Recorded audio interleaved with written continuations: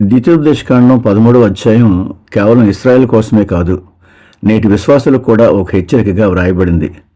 అద్భుతాలు నిజమైనంత మాత్రాన వారు దైవజనులు కానక్కర్లేదు. ద్వితీయోపదేశకాండం 13వ అధ్యాయం 1-2 వచనాల్లో మనం చూస్తే ఒక విచిత్రమైన విషయం కనబడతా ఉంది. అబద్ధ ప్రవక్త చెప్పిన సూచన లేదా అద్భుతం నిజం కావచ్చు.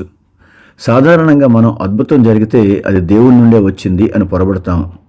కానీ ఇక్కడ అద్భుతం కాదు, ఆ ప్రవక్త మిమ్మల్ని ఎటు నడిపిస్తున్నాడు, దేవుని వైప లేక ధనాష్ వైప అన్నదే ముఖ్యమని వాక్యం చెబుతా ఉంది. దేవుడు అబద్ధ ప్రవక్తలను అనుమతించడానికి కారణం మన హృదయాలను బయటపెట్టడానికే. మనం దేవుణ్ణి ప్రేమిస్తున్నామా లేక ఆయన ఇచ్చే దీవెనలు అంటే డబ్బు, వీసా, సౌకర్యం వంటి వాటిని ప్రేమిస్తున్నామా అనేది మనం గ్రహించడానికి. నేటి అబద్ధ ప్రవక్తలు ప్రధానంగా 2 భావోద్వేగాలతో ఆడుకుంటారు. మొదటిది అత్యాశ. మీరు విదేశాలకు వెళ్తారు, వ్యాపారాలు చేస్తారు, కోట్లు సంపాదిస్తారు అని చెప్పి మభ్యపెట్టడం. రెండవది భయం. నీ మీద శాపం ఉంది అని భయపెట్టి ప్రార్థన పేరుతో డబ్బు వసూలు చేయడం, భయపెట్టి దోచుకోవడం, అత్యాశ చూపి లోబరుచుకోవడం వారి పని.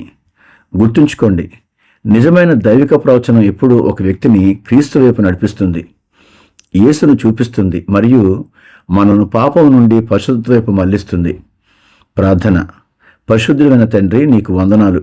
మా చుట్టూ ఉన్న అబద్ధ ప్రవచనాలను, కేవలం స్వార్థం కోసం చెప్పే మాటలను గుర్తుపట్టే జ్ఞానాన్ని మాకు ప్రసాదించండి. సూచనలు, అద్భుతాలు చూసి మోసపోకుండా వాటి వెనుక ఉన్న ఉద్దేశాన్ని గ్రహించే వివేచనాత్మక ఆత్మను మాకు అనుగ్రహించండి.